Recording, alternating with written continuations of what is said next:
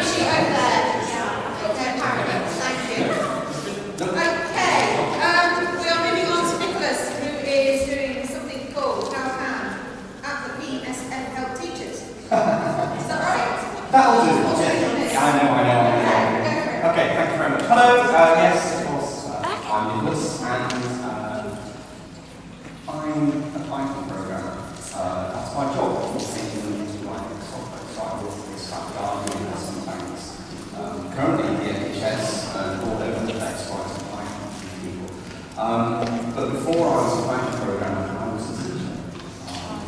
So I'm obviously interested in the resurgence of abuse. We've seen recently, because it wasn't like that when I was a teacher, I was head of music sector. So the reason I'm here is the PSF that the person who introduced me mentioned. The PSF is the Python Software Foundation. Python is free software, but somebody owns it, and that's the Python Software Foundation. Python is developed by an international community of developers like me, and we come together under the auspices of the PSF. PSF is a charitable organisation that exists to promote Python. So I'm a PSF fellow, which means I'm a member of the things for PSF. And what I want to tell you about today is some of the stuff that we do. Because I keep hearing Python, I kept hearing Python mentioned in the first half, probably mentioned again in the second half. And I want to try and engage with the teachers actually. Can I have a show of hands? How many people here actually use Python? Okay, a few sheepish hands. How many of you are teachers? Would you keep your hands raised? Okay, so that's fast. Hey, you use Python? No, you're not teachers who use Python. Oh well, never mind. That failed spectacularly. So one of the things that PSF does is we organise conferences, and there's a conference here in the UK called PyCon UK, surprisingly. And for the last 5 years we've had an education track where we have teachers come along to work with professional developers, where developers can try and do a brain transfer through to the teachers. But more interestingly, it's listening to the teachers. I remember the first time down this track and seeing a teacher's laptop for the first time, how locked down rubbish it basically was, and the fact that we couldn't really get them to do anything with these laptops.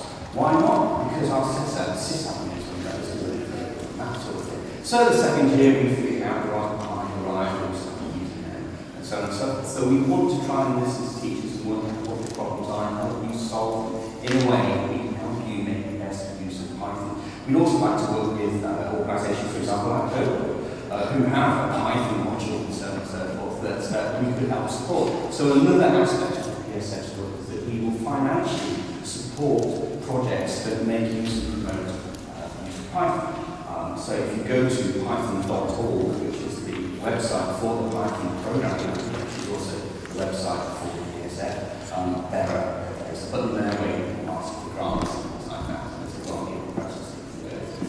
And finally, one of the things that the PSF is trying to do this year, because basically the PSF is made up of professional programs, so some of my fellow PSFers work for us on Google, Facebook, Rackspace, and all these we get rather generous sponsorship, and we get to work with some of these organisations in education outreach. So one of the things we want to try and do is support and collaborate with organisations and teachers sometime this year at generating the Python-related teaching resources. So I would say the best thing you can probably do if you would like to work on the project, because there's something that you can get the support of Python programs, you get links into industry, you get help online. So for example, last year we had a bunch of secondary school teachers turn up and ask, well, how am I supposed to teach my students how to solve this GCSE piece of coursework? I have to use this database. And little did they know that one of the programs that was sat in their little huddle was about 10 who's one of the Python coordinators, who also had to be a database expert, and he coded it up in front of them and gave them a sort of different commentary like you do when you have a driving lesson with different driving teaching, and I can see the traffic light turns up when you slow down. He was doing that sort of thing. I can see that you probably need to represent the person this way, so I'm going to do this thing. I've done it this way because that's going to make it easy for this other reason. So he was trying to just transfer knowledge as quickly as possible, which is what I'm doing now. Anyway, what you should do is look out for Python UK. Come on to the education track as much as possible. Some of the people who are here will be, I hope you're going to say it's good. Yes, it is. Yes. Okay. It's a very friendly place. Come and engage with the Python community. If you're an organisation that uses Python, come and talk to us, come to me, find me afterwards. I'm sure we can collaborate and so on and so forth. So that's really important. Thank you very much.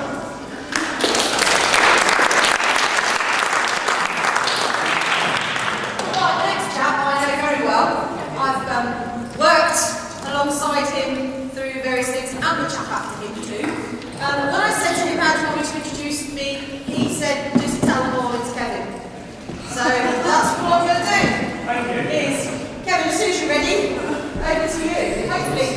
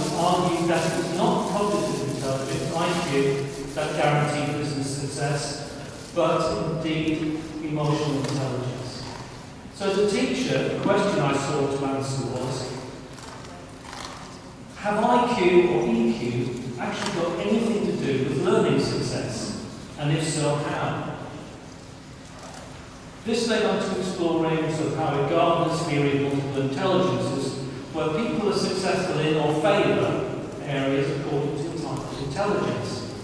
So it occurred to me that what we needed in education was a way to explain the why and how some kids get it and some don't. To move a step further than learning to learn, and to look at learning about learning. As you'll see, there's a great number of concepts and ideas and theories all about how people learn. So some of the supporting research, cognitive ability tests, people have done in schools for a long time, and they indicate verbal, non-verbal, and quantitative abilities. And we know that they have an impact on learning. Learning styles, they've been used to explore the idea of how people learn, and we've identified at least 3, if not more. Barbara Prashnik is somebody who has been working to sort of develop our understanding further, and she looked at learning needs, and rather complicated pyramid there, which looks at all the different sensory inputs, etc. we did while we take part in the learning process.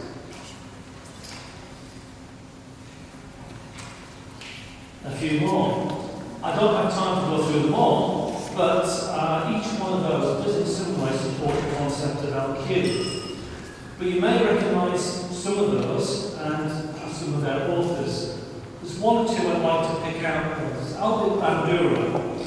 He was a psychologist and Stanford professor, and in his social learning theory he says, given the same environmental conditions, persons who have developed skills for accomplishing many options and are adept at regulating their own motivation and behaviour are more successful in their pursuits than those who have limited means of personal agency. Let that sink in for a little bit. Alright, it's a fairly complicated sentence, but it does underpin our cues to see. The second one I'm going to pull